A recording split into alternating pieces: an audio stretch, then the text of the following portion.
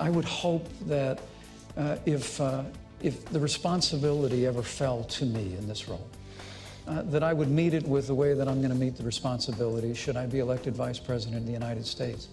And that's to bring a lifetime of experience, a lifetime growing up in a small town, a lifetime where I've served in the Congress of the United States, where I've led a state that works in the great state of Indiana.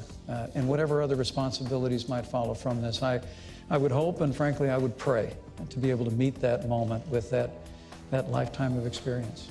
I'm proud because her vision of stronger together, building an economy that works for all, not just those at the top, being safe in the world, not only with a strong military, but also strong alliances to battle terrorism and climate change, and also to build a community of respect, just like Barbara Johns tried to do 65 years ago. That's why I'm so proud to be her running mate. Hillary told me why she asked me to be her running mate. She said, the test of a Clinton administration will not be the signing of a bill or the passage of a bill. It'll be whether we can make somebody's life better, whether we can make a classroom better learning environment for school kids or teachers, whether we can make us safer. It's going to be about results. And she said to me, you've been a missionary and a civil rights lawyer, you've been a city councilman and mayor, you've been a lieutenant governor and now a U.S. senator. I think you will help me figure out how to govern this nation so that we always keep in mind that the success of the administration is the difference we make in people's lives. And that's what I bring to the ticket, that experience, having served at all levels of government. But my primary role is to be Hillary Clinton's right-hand person and strong supporter as she puts together the most historic administration possible. Donald Trump can't start a Twitter war with Miss Universe without shooting himself in the foot. Donald Trump doesn't have a plan. He said, I have a secret plan, and then he said, I know more than all the generals about ISIL. And then he said, I'm going to call the generals to help me figure out a plan. And finally, he said, I'm going to fire all the generals. He doesn't have a plan. But he does have dangerous ideas. Here's four. He trash talks the military. The military is a disaster. John McCain's no hero. The generals need all to be fired, and I know more than them.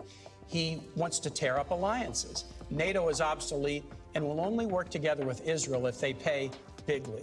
Did you work on that one a long time? Because that had a lot of really creative lines in it. Well, I'm going to see if you can defend any of it. Look, I can defend. I can make very clear to the American people. After traveling millions of miles as our Secretary of State, after being the architect of the foreign policy of this administration, America is less safe today than it was the day that Barack Obama became President of the United States. It's absolutely inarguable. We've weakened America's place in the world. It's been a combination of factors, but mostly it's been a lack of leadership. Donald Trump again and again has praised Vladimir Putin, and it's clear that he has business dealings with Russian oligarchs who are very connected to Putin. The Trump campaign management team had to be fired a month or so ago because of those shadowy connections with pro-Putin forces. Governor Pence made the odd claim.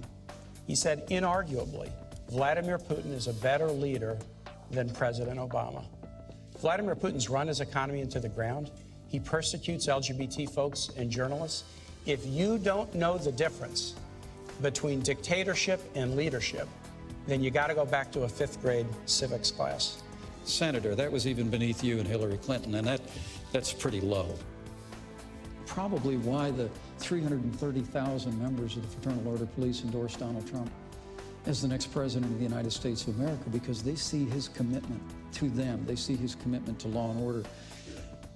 But they also hear the bad-mouthing that comes from people that seize upon tragedy in the wake of police action shootings as a reason to use a broad brush to accuse law enforcement of implicit bias or institutional racism.